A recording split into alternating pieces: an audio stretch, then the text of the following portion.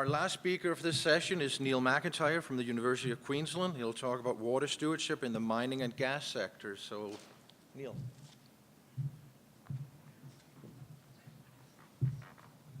Thank you, Carsten. So when I worked with Howard at Imperial for around about 12 years altogether, a lot of our time together was spent looking at impacts of land use change on hydrology.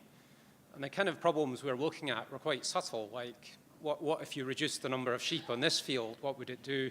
What if you planted trees in this place rather than this place, what would it do? So when I started speaking to the Australians and told them this, they kind of laughed and said something about POMs and said, here, we've got a real land use change problem for you. What if you dig a pit that's 1 kilometre wide, 1 kilometre deep, and you pump the groundwater out of it for 20 years? What does that do to the hydrology?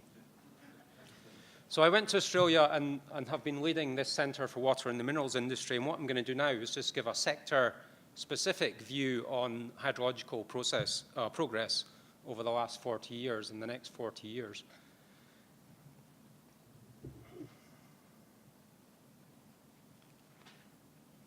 So whatever metrics you look at, it's clear that mining is going to continue to expand over the next decades. So whether you look at economic development goals or project trends from the future, from the past to the future, then mining is going to keep expanding. And on top of that, there's this trend of declining ore grades. So what that means is that we have to dig up twice as much rock now as we did 10 years ago, just because the concentration of metals are getting lower and lower. And what that means is just more and more demand for water from mines, more and more waste products, and more pollution issues. So along with increasing demand for minerals and this problem with ore grades, we're facing some quite serious challenges in terms of water management. So mining's got quite a terrible reputation for water management, deservedly, on a global scale. Issues with water consumption, water conflicts, pollution, acid mine drainage, dam failures, and infrastructure footprints. And it's only recently that the industry and its funders and its governments have started to think about a more responsible attitude towards water management, in particular protecting catchment water resources. So that's just 3 of the documents, and there's many, many more out there that have come out in the last 5 years, which are really putting pressure on the industry to start doing better. And these are the kind of documents that came out 30 years ago for the urban sector, the forestry sector, and the agricultural sector. So mining is really way behind. Okay, so I'm just going to start talking now about some of the progress that we've made in hydrological science and what that means for actually addressing some of the issues that are in these documents. So there's been a whole bunch of scientific developments that are relevant, many of them on the technology side, so waste treatment, geotechnical solutions. But what I'm going to focus on is the bottom 2 there, which are more relevant to this hydrology group. And I'm just going to give some brief case studies which illustrate the kind of work that we've been doing, which has been applying these kind of developments. Okay, so first of all, I'm going to talk about Earth observation and specifically using remote sensing from satellites to look at land use changes and water footprints of mining. This is a case study from the north of the Philippines, and you see 4 images there representing different time slices. And the big red blob there is a gold mine, and the purple is its waste tailings, and the yellow is associated community developments. But more important is the blue and the red and the yellow dots, and these represent small-scale illegal mining. And that's important because although 90% of the bad publicity for mining is directed at the large-scale mines, the likes of Rio Tinto and BHP, etc., 90% of the problems are actually these small-scale and illegal mines. And one of the problems with these small-scale illegal mines is they tend to be in headwater areas that are quite remote. They tend to be quite diffusely scattered around the catchment. They tend to be quite transient, so they come and go perhaps within the space of a year. So they're very, very difficult to regulate and to police. So what we supposed is that with the increasing availability of very high-resolution satellite products, we can actually start to detect on a regular basis the coming and going and the transitions of these small-scale mines. And if we can do that on a national scale, then we can start handing this product over to governments and say, here's a tool you can use to actually identify what's happened, start to prioritize your regulation and your policing. Now, a particular problem in this catchment is that it's cloudy 362 days of the year, which meant we didn't actually find very many cloud-free images to work with. So the principle would actually work better in a climate like Australia, where it's sunny most of the time. Anyway, what we found is that, so we used 3 satellite products, the Spot product, Pleiades, and RapidEye, ranging from 2-meter resolution to 6-meter resolution. And using pretty standard object-orientated classification algorithms, we found that we could identify the presence of these small-scale mines around about 80% of the time correctly. And around about 25% of the time, we identified a small-scale mine that was actually another type of land use. So it's not ideal. There's a lot of work to do to improve the classification algorithms. But that kind of reliability, we think, is useful in a practical sense for governments wanting to prioritize.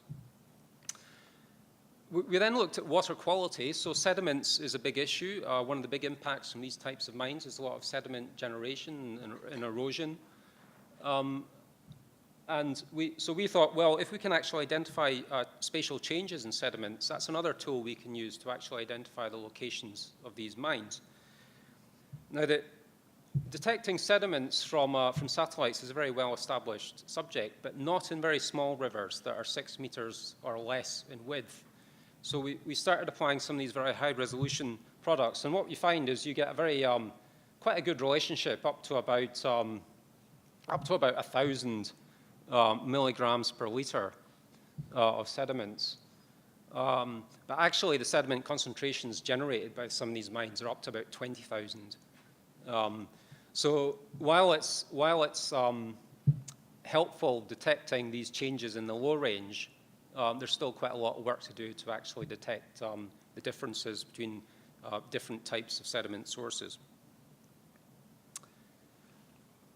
Okay, the next science area that I'm going to give a case study on is interdisciplinary science, and this has been very important for us in looking at mining problems, because many of the problems that we look at are in places like this. This is Mongolia, and in places like this, there's major problems with conflicts between mining and other evolving commercial land uses and traditional land uses. Particularly in Mongolia, during the communist era, things were very regulated, but with the decline of communism, it's been deregulated, and now there's a lot of people, entrepreneurs, trying to make money from mines, from herding, and squeezed in between them is the traditional herders try to get on with their normal traditional life. So we wanted, in this region, there's a mixture of different types of mines, a large coal mine, small-scale mining, illegal mining, and traditional mining. And we wanted to actually go in and understand what the water quality changes had been. We wanted to attribute that to the different types of mines and other land uses, and we wanted to understand the impacts on the traditional land users. Now, the worst thing to do for a hydrologist in this, particularly a Westerner like me, don't speak any Mongolian, is to go storming in there and start walking up down the river, speaking to people and taking samples, going and interviewing the community. That would be a disaster. What needs to happen is experts in this, social scientists, who conduct a very orchestrated process months in advance of going in there, working with local stakeholders to actually identify the right people to speak to, what questions to ask, and not to do anything that culturally insensitive, as I would certainly do myself. And it turned out to be very, very insightful. And working with very, very sparse data sets, we managed to get a lot of insight into what was actually happening. So we also did some remote sensing here. So this is just Landsat data from back to 1989. And you can see these pink areas are the illegal small-scale mines. So you can see them gradually creeping up into the headwaters of the catchment. And so this is the kind of mine we're talking about. They're not very small-scale. They're quite large, but they are illegal. And then we did interviews with the community to uncover some of the actually quite complex interactions between the different players and some of the quite complex impacts that it was having on their lifestyles.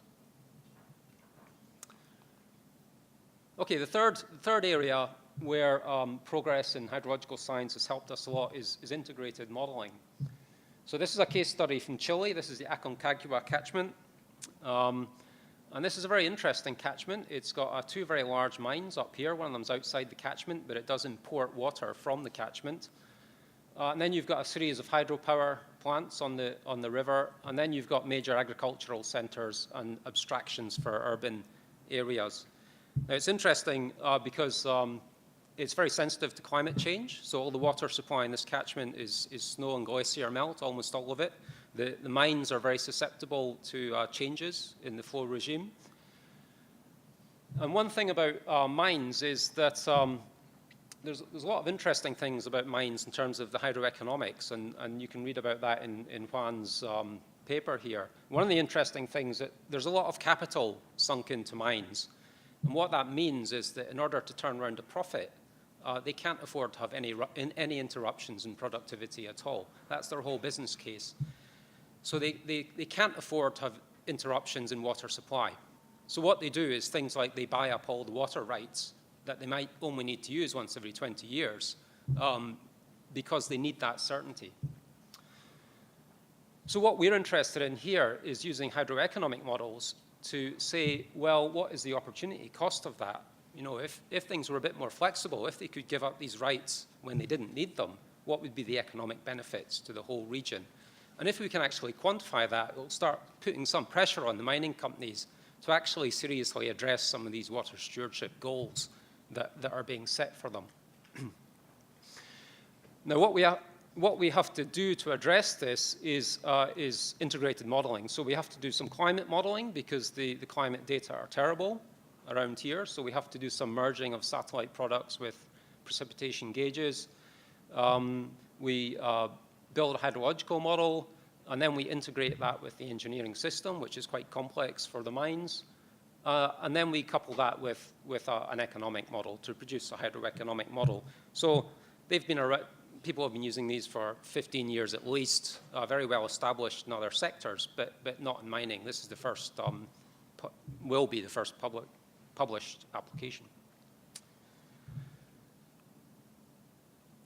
Now, another common thing that mines are doing in Chile is investing very, very heavily in new water supplies. So in fact, both these mines here have or will shortly invest in pumping water up from their tailings dams. And that's a big issue because the tailings dams are around about 500 meters elevation.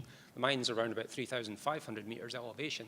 So it's got a very, very high capital and also operational costs in terms of the energy. This slide is from a different part of Chile. This is from the north of Chile in the Atacama Desert. There's 47 operating copper mines in this area. And most of the large mines are seriously thinking now about investing in seawater supplies. And so there's, in the pipeline, there's around about 5 billion worth of projects going to happen, which is an absolutely enormous investment. So this slide just shows some initial work we did thinking about, well, if all these mines ultimately may have seawater supply, how much money can we save just by optimizing the infrastructure sharing? But the reason why I'm showing this slide, because there's no hydrology in this, right? It's just seawater supply. So this is an example where if the problem is being taken out of the hydrologist's hand, so saying we're not interested in hydrology anymore, there's too much uncertainty, variability, and risk there, let's use seawater instead. And we think we can do that because we think energy prices are going to keep coming down for the next 40 years. So if we're here in 40 years' time, and it's a completely different energy future, we might be having an entirely different conversation about water futures. And I think that's maybe something that we haven't discussed yet in this discussion. And the same may apply for food futures as well. So it might be interesting to have some experts in food futures engaged in the discussion. So just a final slide on some challenges for the future. So regarding Earth observation data. So in Queensland now, the government has started investing in data from Planet. So they're buying the 3-meter resolution satellite data, 3 bands, and ultimately they hope to get that every single day. So they're going to be getting terabytes of data in every single day.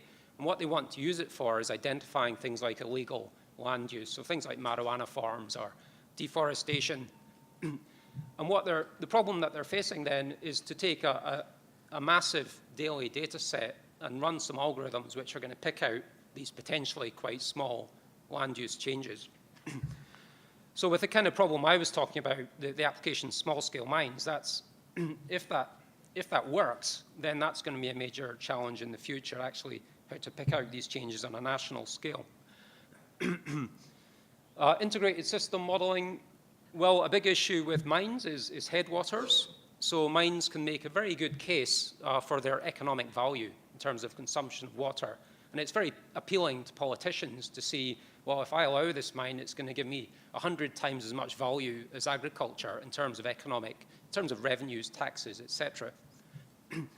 And we don't have a counter-argument because we can't quantify the ecosystem service value yet of these headwaters.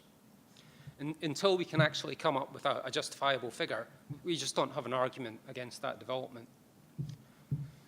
Incorporating human systems. So we have a problem in our hydroeconomic models with water trading because it doesn't work in mining regions because no one wants to trade with the mines. So the actual trading behavior is completely different from what you would naturally expect people trying to optimize their profits. And then interdisciplinary science. Well, I've just put a comment there. I still don't understand the reasoning of my social science colleagues. I mean, they're really important to the work I do. But for instance, I go into a workshop with them just a couple of months ago to discuss issues of what are the social risks associated with new technologies for mine water management. And I thought it would be quite a straightforward workshop. You know, I was quite clear in my head what the agenda needed to be. I thought we'd be out by the coffee break. And I came out 4 hours later just completely bewildered about what we'd been talking about for 4 hours. I couldn't believe we'd wasted, in my view, 4 hours. And that's my fault, because I just don't understand what their reasoning is or where they're going. So there's a bit of work to do there. Thank you.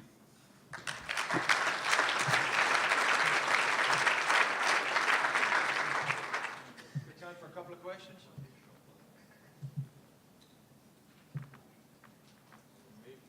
There's one. Thanks, Neil. That was a really nice talk. On the topic about social science, Do you want to use the microphone so people can hear? sure. Really want to stand up? I'm happy to say my heart's checked out really well as well. So Neil, I've also been struggling with how you work with social scientists to actually put tools out for decision making. And I'm coming to the conclusion that it's partly because it's not just in social science, it's in marketing and psychology as well. And also that individual social scientists approach things from very different methods. So some approach it from a power balance story, some from other methods. Do you have any ideas on the best way forward? Well, my feeling is that they're just interested in people, and I'm interested in facts. You know, I'm interested in. So a problem in mining is that people don't really understand what a mine is doing, and so the social scientists will argue, well, it doesn't matter if they're wrong; it's their perceptions. That's what's important. And my view is, well, in that case, we need to sort of close their perceptions in on the truth. But that's not the social scientist view at all. Their view is you need to move your solutions to their perceptions. That's not my view at all. And I'm not saying I'm right. I'm just saying that's the way that I've been trained. That actually, when we put these tools out there, we're not trying to look at it from an academic social science perspective, but a way that actually gets the tools and the impacts out there. Okay, Howard, last question. Well, I think you might have started a little bit of a war there, Neil. But I think that Tony's talk was very influential, and Tony's experience about the co-development of modeling and the fact that so much model implementation fails because there needs to be buy-in from the stakeholder community about the credibility of the model and the credibility of the modeling process.